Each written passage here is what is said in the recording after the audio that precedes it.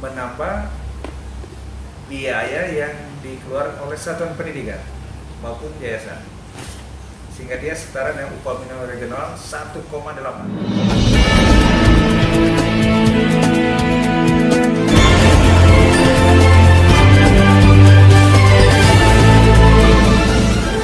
Pemirsa pencinta TV Info Rakyat dimanapun saat ini Anda berada, terkait dengan pendidikan menjadi satu topik menarik yang senantiasa akan tetap menarik ketika kita dialogkan.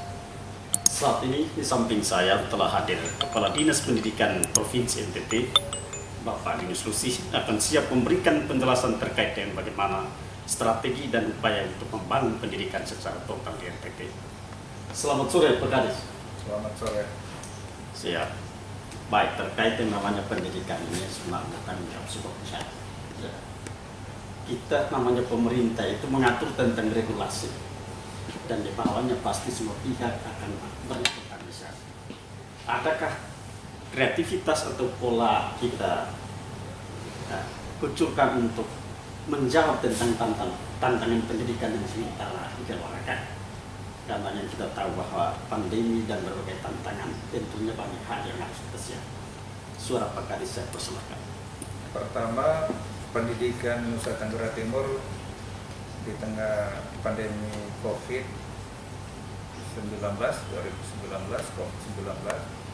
itu bukan berarti kiamat bagi dunia pendidikan. Bagi dunia pendidikan itu adalah sebagai sebuah peluang dari penyiapan perangkat pembelajaran yang bersifat digital, pematangan kredibilitas guru juga akan teruji, komitmen siswa dan orang tua juga tertantang betul-betul, sehingga tidak menjadi penyebab, tidak menjadi sebuah sandungan di dalam sebuah peningkatan pengembangan pendidikan itu sendiri. Sehingga kami tetap optimis, Bapak Gubernur Nusa Tenggara Timur, Bapak Wakil, Bapak Sekda, dan unsur pendukung pendidikan lain tetap menaruh optimis di sektor-sektor pendidikan. Karena tanpa pendidikan maka kiamatlah dunia ini, sehingga tidak ada alasan, tidak ada argumen lain selain memacu diri dengan situasi dan kondisi yang ada.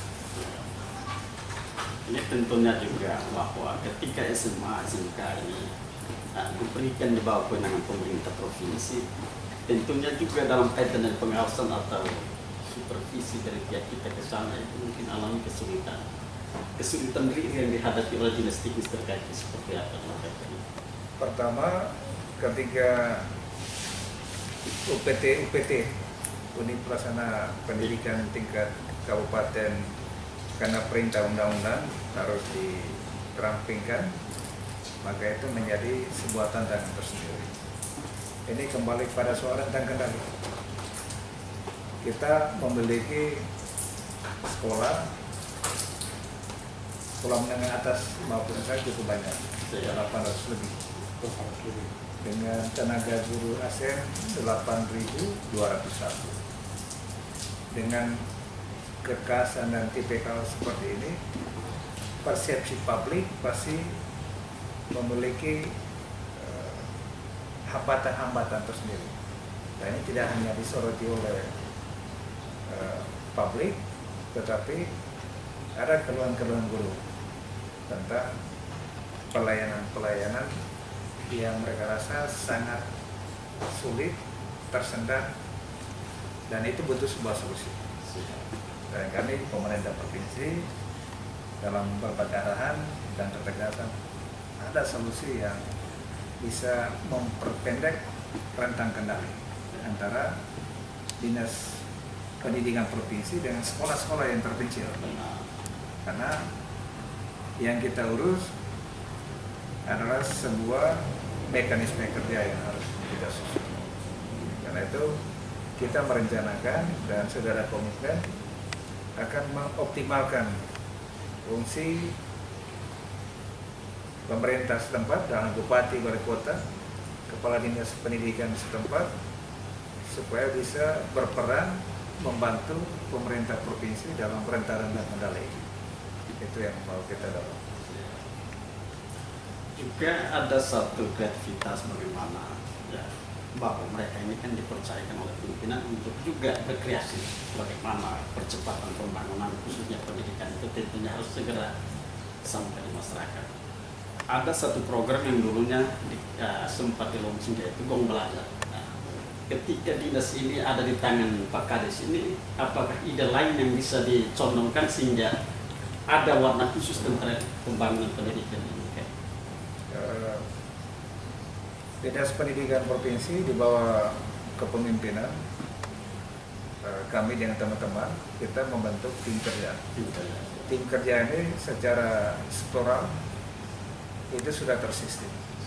Tetapi mau kita dorong soal bagaimana pendekatan manajemen talenta, sehingga semua personal yang ada di sektor-sektor pendidikan itu diberi ruang dan peran yang maksimal, baik dari kepala dinas dalam sistem birokrasi pendidikan maupun pada fungsi implementasi sekolah-sekolah, hingga kepala sekolah mengoptimalkan guru berdasarkan manajemen talenta, kemampuan yang dimiliki guru seperti apa, siswa punya kemampuan seperti apa, tata usaha punya kemampuan seperti apa.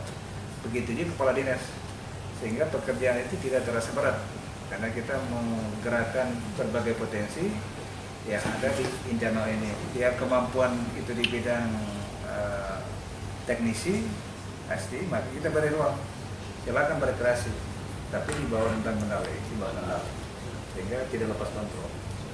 Ini kalau kita kembang baik-baik, maka pekerjaan dalam sekejap bisa diselesaikan tanpa meninggalkan sebuah beban atau persoalan keesokan hari. Ini yang kita dorong. Lalu juga sekolah-sekolah kita yang ada di NTT ini kan sementara dievaluasi ya, dinilai oleh yang namanya Badan Akreditasi Nasional.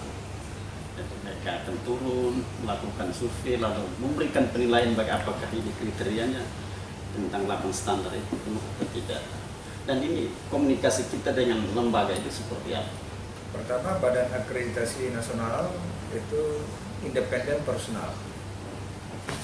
Karena independen personal, maka kita tidak pernah melaksanakan intervensi untuk menyenangkan sekolah, menyenangkan sistem. Tapi biarlah Badan Akreditasi di bawah pimpinan Pak Dari Sero, untuk NTT dengan teman-teman, itu mereka bekerja dengan indikator dan kerja tertentu, mengacu pada 8 standar. Dan hasil kerja mereka tadi sempat saya baca, mereka memberi catatan rekomendasi. Ada sekolah-sekolah yang terakreditasi C, ada B, ada A. Tapi bagi A itu berarti sudah memenuhi standar-standar yang idealkan dan kriteria tertentu. Itu berarti segala jenis bantuan itu diminimalkan. Tapi fokus perhatian kita terhadap sekolah-sekolah yang akreditasi C, diberi bobot dan perhatian lebih, baik sarana prasarananya, baik pembiayaannya, baik tenaga pendidikannya, dan standar-standar isi proses atau sejenis yang diamanatkan di dalam regulasi tersebut. Itu yang kita selidiki dan kita kawal secara maksimal. Nah, jangan sampai yang sudah akreditasi lalu menuntutnya setiap kali diberi bantuan terus, ini yang tidak boleh. Nah, itu berarti dia sangat paripurna, berarti dia sudah lepas landas dalam bahasa lain. Gitu. Lalu juga kita ini tidak bisa terpisah ya, tidak bisa terlepas dari yang namanya tenaga pendidik gitu ya. Itu kekayaan kita dan ujung tombaknya. Apakah selama ini kita memberikan semacam satu reward atau punishment kepada tenaga-tenaga guru di NTT untuk mereka semangat dalam menjalankan tugas atau seperti apa? Bapak Gubernur Nusa Tenggara Timur dan Bapak Wakil sangat peduli dan sangat care dengan para guru, terlebih guru-guru yang non PNS, guru-guru komite. Bapak Gubernur memberi setiap bulan itu guru komite itu 400, guru tidak tetap 300 tambah gaji, tambahan tamsil, yang mana SK-nya SK kepala dinas diusul oleh kepala sekolah, kita tetapkan melalui keputusan kepala dinas pendidikan kebudayaan, diverifikasi lalu diserahkan untuk mensubsidi silang.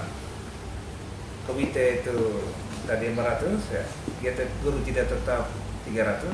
Nah, kita lihat setelah diklarifikasi menambah biaya yang dikeluarkan oleh satuan pendidikan maupun yayasan, sehingga dia setara dengan upah minimum regional 1,8. Dan itu standarnya kalau 1,4, 1.400.000 kita bantu, bisa tambah 400 sehingga genapi 1,8. Begitu juga tambah 300 menjadi 1,8.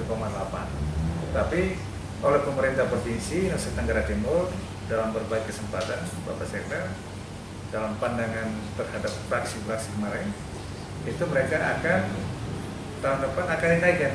Nilainya berapa nanti kita lihat dalam dokumen nanti.